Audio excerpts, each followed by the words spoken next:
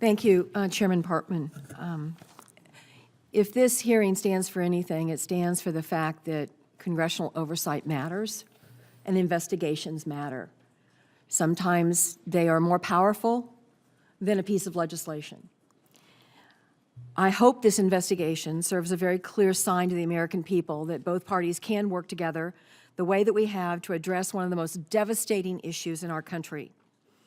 Not only have we cooperated in a productive way on this subcommittee, but the Senate as a whole affirmed the importance of our investigation by voting unanimously, which, by the way, is not a common thing these days in the United States Senate, in a vote of 96-0 to compel Backpage to respond to our reasonable, constitutional, congressional requests.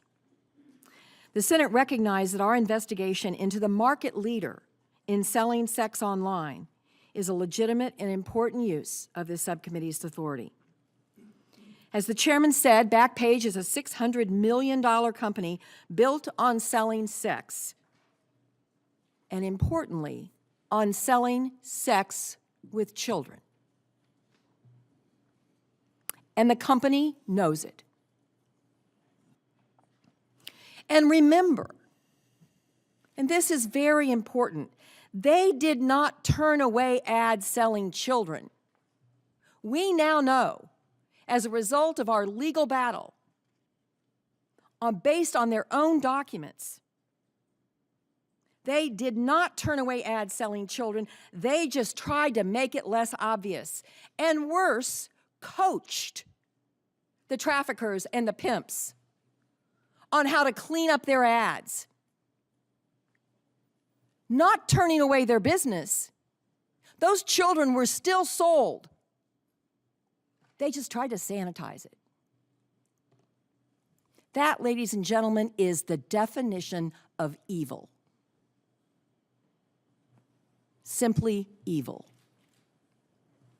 Throughout this investigation, I have spoken of a 15-year-old girl who was sold for sex on Backpage across the United States before seeking help, walking into an emergency room at Cardinal Glennon Children's Hospital in St. Louis. According to court documents, this young woman was walking down a street in Madison, Missouri, a small town in my state, in June 2015, when a future trafficker, a young man from Park Hills, approached her in a pickup truck. She was contemplating suicide after a fight with her father. In her distraught state, she was coerced into joining the young man and his wife as they sold her and multiple other girls for sex over a 6-week period. Earlier this year, Chief Judge Michael Reagan of the Southern District of Illinois sentenced the husband and wife perpetrators of this crime to life in prison and 20 years respectively. In handing down those sentences, Chief Judge Reagan stated that the couple had stripped an individual of the right to feel secure and control and trust what she did with her own body. It is crucial that we keep our focus on this 15-year-old girl and the experiences countless other young girls like her. The parents of these 2 girls are here with us today to discuss how their daughters were advertised and sold on Backpage. Both girls found themselves trapped not on a street corner, but in an online marketplace that billed children as weekend specials, under less stringent rules than those for selling ads for motorcycles or pets. One mother here today, then living in St. Louis with her other children, was forced to take the unimaginable step of buying time with her daughter through a Backpage ad in a desperate attempt to save her. These experiences remind us that this investigation is not about curbing First Amendment rights. Give me a break. Rights which are now more important than ever. This investigation is about understanding how criminals systematically use online platforms to transform normal American teenagers into sex slaves. As part of this work, it is critical for the subcommittee to understand the efforts companies selling sex online undertake to prevent trafficking, not to sanitize it, not to clean it up, not to make sure they're making more money, but to prevent it. And if our current laws are inadequate to spur these efforts, we need to know this too. This is not a punitive partisan campaign. This is congressional oversight.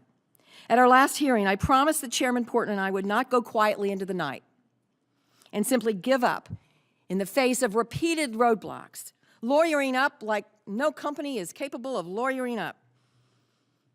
The roadblocks they have raised against this investigations. Working together, we fought Backpage all the way to the Supreme Court to vindicate our right to receive the documents we requested. We subpoenaed records from banks, accounting firms, court proceedings, and we spoke with countless stakeholders and experts in the fight against trafficking. And last night, Chairman Portman and I received word from Backpage that in response to our report, the company has shut down its adult sections across the United States effective immediately. Only time will tell if this action is an end to Backpage's role in online sex trafficking of children or just a cheap publicity stunt. In the meantime, I have another promise.